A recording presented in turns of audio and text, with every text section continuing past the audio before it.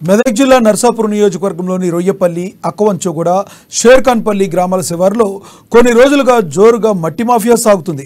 మండలంలోని పలు గ్రామాల్లో మట్టి దందా కొనసాగిస్తున్న అధికారులు మాత్రం అటువైపు చూసిన పాపాన పోలేదని పలు గ్రామాల ప్రజలు ఆవేదన వ్యక్తం చేస్తున్నారు.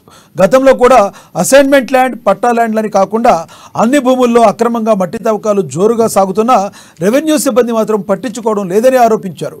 ప్రభుత్వ భూములు అన్యాక్రాంతమైన తహసీల్దార్కు సమయమే లేకుండా పోయిందని మండిపడ్డారు. ప్రభుత్వం అధికారులపై దృష్టి పెట్టి ప్రభుత్వ భూములను ప్రైవేటు భూములపై మట్టి దందా చేసేవారిని గుర్తించి చర్యలు తీసుకోవాలని ప్రజలు కోరుతున్నారు.